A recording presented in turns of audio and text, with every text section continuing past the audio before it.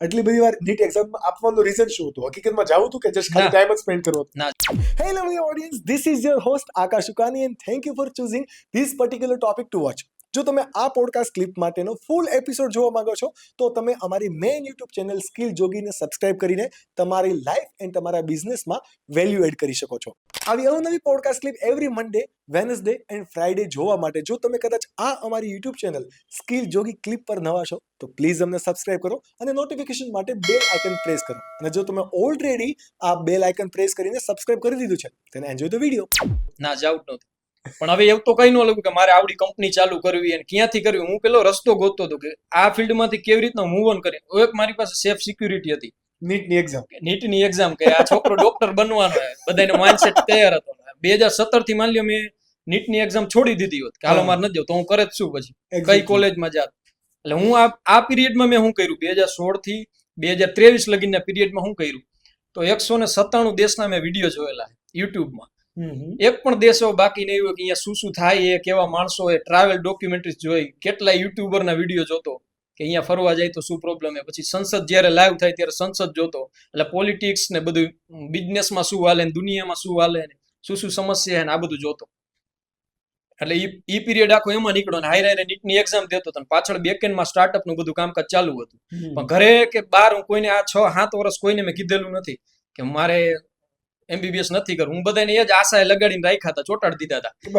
AIIMS દિલ્હીમાં આવશે એટલે હું ગયો જઈશ એમ્સ દિલ્હી, ત્યાં લગીને મારે નથી જવું. અને એમ્સ દિલ્હીમાં એકવાર 3% માટે રહી ગયો પાછો અને જો તેથી આવી ગયો એડમિશન એમ્સ દિલ્હીમાં તો હું જાત આલો એમ્સ દિલ્હીમાં તો એ પછી અડધેથી છોડીને મારે આવવું પડે.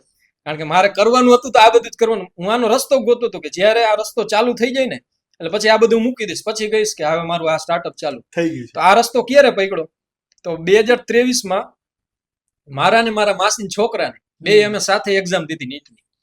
એટલે એનો એડમિશન મળી ગયું. એને મારા કરતા ઓછા હતા નીટમાં પર્સન્ટેજ માર્ક્સ, તો એને મળી ગયું ને મને મારા ઘરના ને પછી શક ગયો કે હવે એ વયો ગયો કોલેજ ને આ હજી કેમ ગયો નથી, આને તેનાથી જાજા હતા.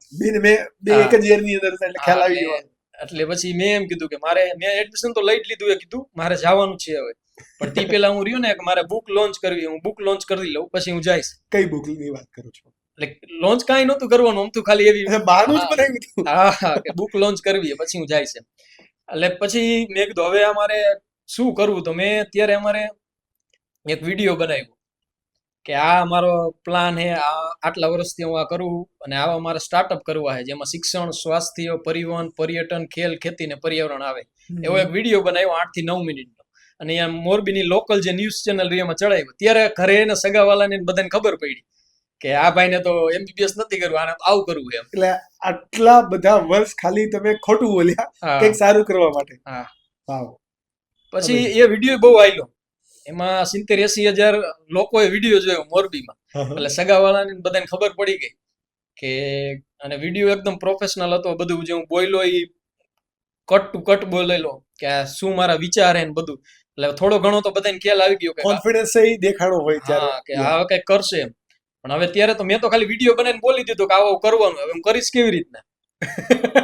એ તો કઈ રસ્તો હતો ને. એટલે હું એક ચિંતામાંથી મુક્ત થઈ ગયો હતો કે હવે મારે ઘરે ઈ નહીં કહેવું પડે કે હવે MBBS માં એડમિશન નથી લેવાનું, હવે હું ઈ કહીશ કે મારે આ કરવાનું. તો હવે ઘરના ને બધાને ઈ થતું આટલા વર્ષ લગીને કરતો કે MBBS માં એડમિશન લેવું, હવે આ ચાલુ કર્યું, આ નહીં હાલે. એને નથી ખબર હું 7-8 વર્ષથી આ વસ્તુ કરતો આવું, ડેવલપ કરતા હતા. હા એટલે મને તો આના ઉપર 100% વિશ્વાસ છે મારા સ્ટાર્ટઅપ ઉપર કે આ થવાનું જ છે એમ. પણ હવે તમારા જ માન લ્યો તમારા પેરેન્ટ્સ તમે કાલથી એમ કહી દો કે હું એરલાઇન ચાલુ કરવાનું, તો તમારા પપ્પાને પણ તમે 8 વર્ષથી કદાચ એના નટ બોલ્ટ ની એન્જિન ની તમે બધું કરતા હોય તો કદાચ તમને વિશ્વાસ હોય કે એરલાઇન્સ થઈ જશે ચાલુ એમ. એમને પેલા એવું જ લાગે કે નહીં ભાઈ ના થાય, તો વાતું જ કરે છે. હા વાતું કરે. એટલે એમ લાગે કે બાળકને એના મનની એટલે ઉંમર એવી હતી કે કદાચ એને ભાવના હોય ને બોલી ગયો કે હાલો મારે આવું કરવું, ઉકળતું લોહી છે. પણ હું 7-8 વર્ષથી આના ઉપર કામ કરતો એ કોઈ નહોતી ખબર. પછી હવે એવું થયું, એમાંથી બધો છુટકારો મળ્યો. કીધું હવે આનું ફિલ્ડ આપણે આગળ વર્ક કેવી રીતના કરવું. તો મેં 20,000 પેમ્પલેટ છપાવ્યા કવર. ઓકે. હા, અને એક નોટબુક છપાવી જેમાં ABCD આવતી આલ્ફાબેટ, અને ઈ બુકમાં પાછળ મારા 10-10 સ્ટાર્ટઅપની લિસ્ટ, સ્ટાર્ટઅપ શું હોય અને હું બધી સ્કૂલો ગયો મોરબીની જેટલી રહીને કે આ તમારા બધા બાળકોને આપો, ઘરે પહોંચાડવાનું ભાષણ આપું કે મારા આ પ્લાન. ત્યાં તો મને એવું હતું કે હું એકવાર આ ભાષણ આપીશ ને આખું મોરબી એમ કહી શકે વાહ વાહ શું તમે કામ કર્યું છે. ખાલી પણ ભાષણથી કશું થતું હા નથી. પણ પછી બુક ને પેમ્પલેટ ની સ્કૂલે દેવા ગયો ને 2-3 સ્કૂલે ગયો એટલે એક સ્કૂલે તો હાલો એક્સેપ્ટ કરી લીધી કે આ તમ તાર કાંઈ વાંધો ના. પછી બીજી સ્કૂલો કે આ તો તમારું માર્કેટિંગ કહેવાય, આના કારણે વળી બીજા પેરેન્ટ્સ એમ કહે કે અમારું કાલી આ પેમ્પલેટ તમે બાટી દી. હા. પણ હવે એ સ્કૂલે ન સમજ્યા કે આ શું સ્ટાર્ટઅપ છે અને જ્યાં સુધી તમે કાંઈ પણ વસ્તુ પ્રોડક્ટ માર્કેટમાં બતાવો નહીં ત્યાં સુધી લોકોને વિશ્વાસ ન આવે. લોકોને રિઝલ્ટ જોઈએ છે. હા એટલે પછી મેં કીધું તો હાલો હવે માંડી વાળો આમાંથી બીજો કઈક રસ્તો કાઢી. એટલે એ 20,000 પેમ્પલેટ હજી મારી ઘરે ઓલા છપાવેલા પડ્યા અત્યારે હાલમાં. 1.5 વર્ષ થઈ ગયું. હા પછી મેં શું કર્યું, એપ ઉપર કામ ચાલુ કર્યું. મને અમે બેઠા હતા 4-5 લોકો.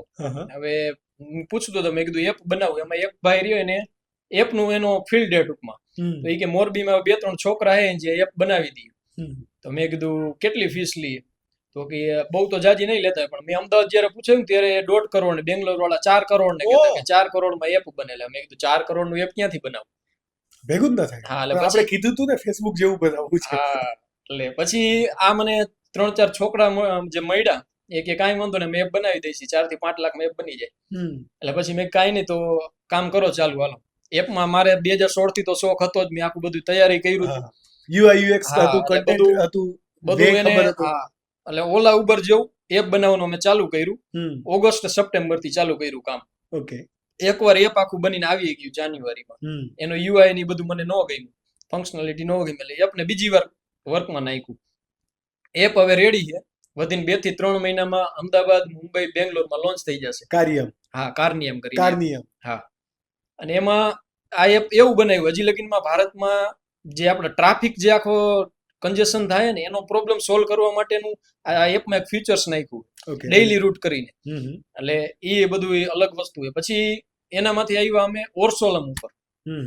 એક આયરન સૌથી બધા સ્ટાર્ટઅપ ઉપર કામ કરતો.